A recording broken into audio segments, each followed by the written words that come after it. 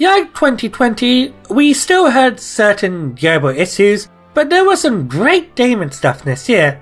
While I'm not a sports fan, it was good to see that the late 2020 Tokyo Olympics opened this year, and I was astonished to hear that they played a bunch of video game music during the opening events. I couldn't imagine hearing the likes of the Final Fantasy Victory fanfare, the Dragon Quest theme, or Starlight Zone from Sonic 1 being played at an event like this. Speaking of music, Sonic the Hedgehog celebrated his 30th birthday with a kick-ass live concert, full of some amazing covers and remixes of classic tunes from the series. The Smash Ultimate DLCs ended this year with a bang, with probably the most hyped character that felt impossible at the time. I also ended this year with over 100 subscribers and some of my best videos. For the 4th year in a row, I decided to talk about games I played last year. I have played a few games that came out in 2021, but the majority of them are older titles that I didn't get around to when they came out. I do want to give an honourable mention to Stop Pilgrim vs. the World, the game, which I played when it came out on the PS3 before it disappeared, but thankfully it came back on modern platforms early last year, and as someone who loves beat 'em ups, as well as the Stop Pilgrim film and comic books, I was very happy seeing the game finally being available again after years of being discontinued. I kinda wish we didn't have to sign up to Uplay just to play online and play as Knives Chow in the Switch version. Now, let me introduce you to the rest of the games. I'm going to start with a game I played on Christmas Day. I enjoy playing games around Christmas with one of my siblings, even if it's just me or them watching the other one play. And this year, I decided to play the latest Mario Party game with my youngest brother and his girlfriend, and it was a lot of fun, especially with drinks in the mix. My first Mario Party game was the first game back on the Nintendo 64, and I also played a lot of Mario Party 2, 4 and 5 growing up with my family. But once we got older, we didn't have many opportunities to play a lot of local multiplayer games due to being adults with our own stuff going on. I got Superstars because it finally added online multiplayer, and I thought it'd be a lot of fun to play with friends over Discord. The series up to this point didn't have any online multiplayer. The last game before, Super Mario Party, was online, but only for the minigames. I played at least a couple of games online on Discord, and while I was entertaining watching my friends play and getting mad at each other, the online ran bad for me when I was playing due to my internet running like a potato. Still, when playing Yoshi, it felt similar to the old titles I grew up with, bringing the older boards like Peach's Birthday Cake and Spaceland, as well as plenty of mini-games throughout the franchise. If you have a group of friends and a dead internet, then I do recommend this game for a good session. From a game I played during the festive season to a game I played during the spooky season. Earlier this year, Little Nightmares was free on Steam for a small period of time, and after hearing about the first game from reviewers like Metroid Dread and Stephanie Spada years ago, I decided to download it. Little Nightmares is a 3D platformer with elements of stealth and horror, developed by Tarsier, a Swedish studio most notable for working on the DLC for the Little Big Planet games, which I can see by playing the game as the weight, feel, and how the main character grabs objects felt similar to Sackboy in those games. The story is mostly left up to interpretation, but you play as a little girl in a yellow raincoat who must escape a ship full of creepy gluttonous creatures trying to eat you. The art style reminds me of the works of Henry Selick, known for his films like Nightmare Before Christmas and Coraline, but leaning more towards the horror side with its grotesque enemy designs. Two of my favourite designs are the blind dude with the Yankee arms and the Seth who is wearing a skin mask, which feels so unsettling. I was playing this game one late night during the Halloween month, and alongside playing with headphones, I was immersed in the unsettling, creepy atmosphere. It's not gory or violent, so don't worry about that, but the imagery can be disturbing. There were plenty of times where I died, as the girl can die in an instant if taught by the gelatinous creatures or by fall damage, but the checkpoint system is very forgiving, so I didn't get frustrated when I died. The stealth is pretty good, but there were a couple of instances where the enemy's detection was weird, and once or twice I died due to the enemy somehow seeing me even though I was behind a crate. It's a short and fun game. Now if you see it on a sale, I recommend giving it a try.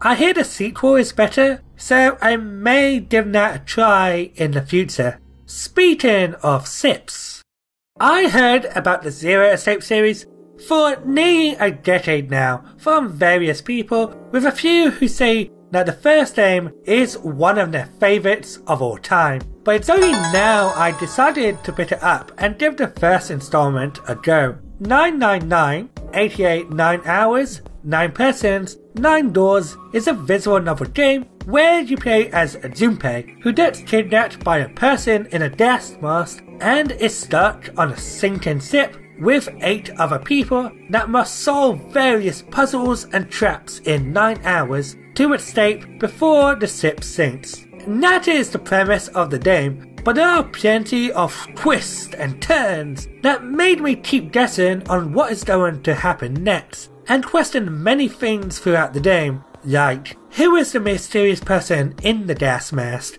who can be trusted, and the mystery of the ship you're on. 999 was originally on the Nintendo DS, but in later years it came out as part of the Nonary Games collection on the PS4, Vita, and the version I played on Steam, with voice acting, the ability to go back to previous parts of the story, and puzzles, which is a godsend for trying to get all the endings. I feel sorry for folks who had to play the DS original, who had to replay the same scenes to get all the endings.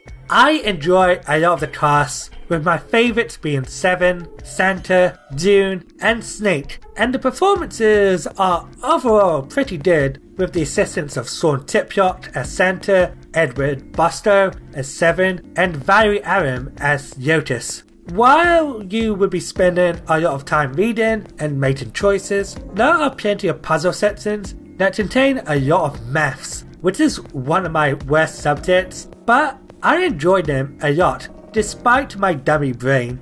It made me put my thinking cap on, and when I solved them, I felt like a genius. I've currently got the sequels Virtue's Last Reward and Zero Time Dilemma in my Steam library, which I will yet forward to playing this year. I've been enjoying these types of games recently, and if you enjoy a good mystery with puzzles, then I highly recommend you give 999 a go. This is probably one of the hardest games I've played.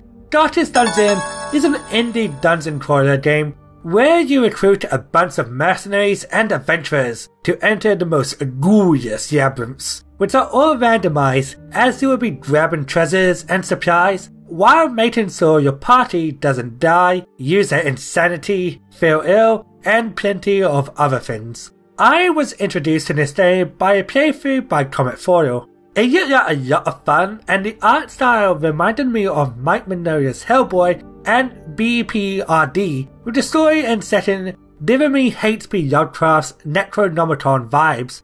So around my birthday, I decided to get it on sale and give it a go. While it looked difficult for Comet Foil at times, I didn't realise it was like this.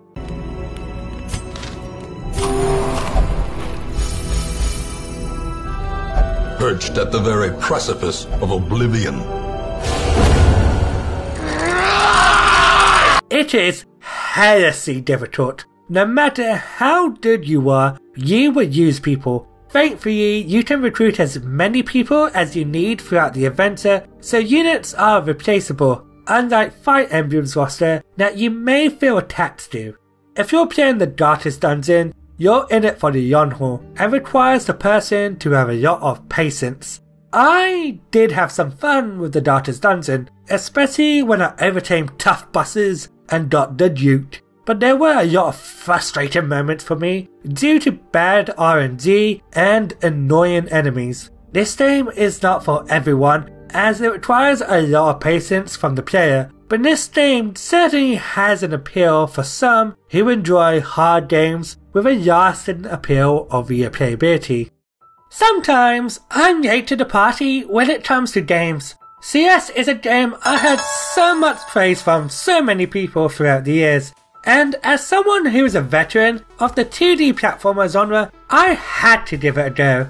I don't know why it took me so long to play it. CS was developed by Extremely OK Games, priorly known as Maddie Mates Games. You play as a trans girl named Madian who has anxiety problems and wants to overcome the mystical mountain known as Celeste for personal reasons. Hold on. Is this a remake of the NES game Ice Climber?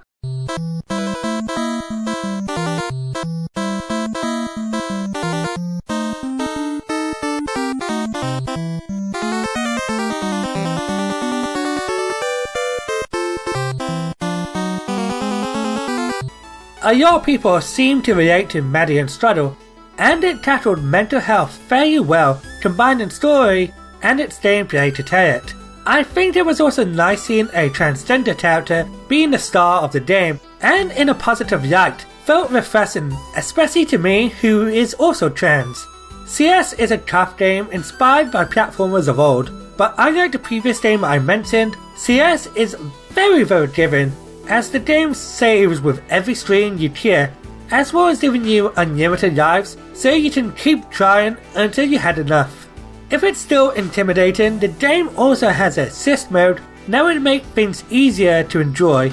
The controls are simple, as Madian can only jump, air dash, climb and wall jump, but with simple controls helps make it easier to learn, and each level spice things up with new stuff to try out with Madian's moves kit, never being a dull moment. The character sprites are basic, but the environments get psychedelic and gorgeous to look at. I'm a sucker for snow levels in games.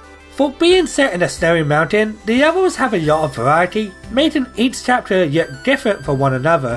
While I did mention how basic the character sprites are, the character portraits are very expressive, and the ending pictures for each chapter are so pretty to look at. I've beaten the main story, but I still need to try out the 2 extra chapters at some point in the future, and will be playing this game in the future. 2021 marked a lot of anniversaries for plenty of series. Sonic marked his 30th anniversary last year, the iconic fighting game Street Fighter II also turned 30, and the classic horror franchise Resident Evil turned 25 last year. Plenty of consoles also marked their celebrations, such as the Super Nintendo, Nintendo 64, Game Boy Advance, GameCube, as well as the Wii and PlayStation 3. I'm feeling old already. 2 Nintendo franchises celebrated their 35th anniversary too, The Legend of Zelda and Metroid. The Legend of Zelda celebrated its 35th with a port of Skyward Sword and a Game & Watch with the NES games and Link's Awakening. Usually Nintendo favours Zelda, but 2021 was like, nah, let's give the Metroid fans something to be excited about. During the Nintendo E3 Direct, we got the announcement saying Prime 4 is still in the oven baking, but we are giving you the next installment of the Metroid saga with Metroid Dread. When Dread was revealed, I jumped out of my chair with my eyes wide open as I yelled in excitement. Before Metroid Dread, we haven't had a new 2D Metroid game since Samus Returns on the 3DS. And not including that, we didn't have a brand new original 2D Metroid game since Fusion on the Game Boy Advance. We waited so dang long for the saga to continue. The name Dread was also rumoured for around 15 years, so seeing that name appear was even more exciting for us Metroid fans. Just to clarify, I will only be showing off footage from the first area of the game, so don't worry about being spoiled. The game is developed by the Spanish developers Metroid Dread, known for the Castlevania Lords of Shadows games, as well as Samus Returns, and everything they did well in Returns, they did it better with Dread. The melee counter feels a lot better to use, as you can now use it when moving. Samus can now slide, making tight spaces feel quicker to go through, and the new power-ups are excellent to use. This is the most challenging 2D Metroid game to date, as bosses are now a lot more difficult to fight and don't go down in sessions like in the earlier titles. The game also took a lot of inspiration from Fusion with the enemy's stealth sections, as well as Zero Mission and Super with the amount of sequence breaking you can do. In my first playthrough, the enemies were terrifying to go through, as they can kill you in an instant if you are caught. And besides the final enemy, I felt a sense of accomplishment beating them. The Metroid franchise has a ton of replayability, and Dread is no exception with the amount of ways you can play through the game. Metroid Dread is going to be that game I'll be coming back to for years, and it's amazing to see the series come back. 2021 wasn't the only year for Metroid though.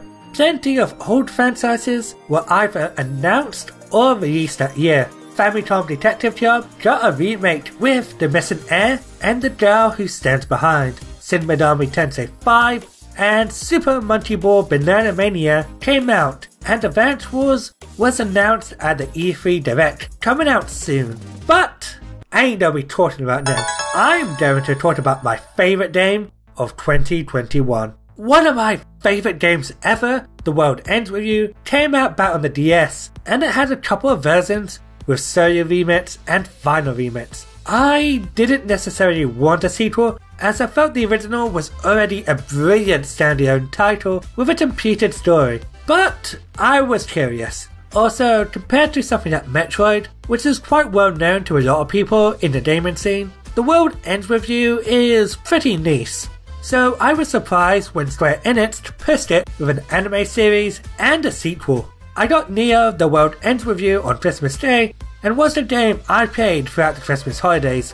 Like 13 Sentinels last year, it was a game I didn't want to put down, and as a sequel to one of my favourite games of all time, it didn't disappoint. The original game was specifically designed with the DS's stylus, and with its ports, the combat changed, but still focused using the touchscreen. Final Remix used Joy-Cons when playing on screen instead of a traditional button layout. So, I was curious to see how they would handle the sequel's combat and controls.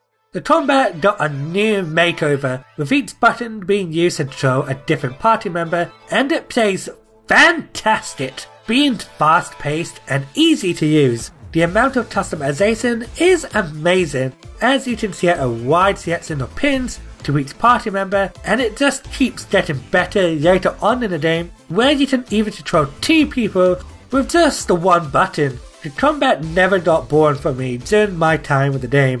The soundtrack is one of the best of all time that contains a wide range of genres like J-pop, trance and rock. I even listened to it outside of the game. Many of the old tracks like Someday and 3 Minutes Japan make a return with new arrangements, but the new tracks like Breaking Free and Birds in the Hand have become new favourites of mine. While I still prefer the original story, I did enjoy a lot of the cast here, especially Fred and Nadi. I prefer the original game, but Neo The World Ends With You is a must play. I'm looking forward to see what comes out in 2022. We're getting a new Advance Wars, a 3D Kirby, and Bayonetta 3 might be coming out this year too. And there could be a few more surprises too. I'm looking forward to the future.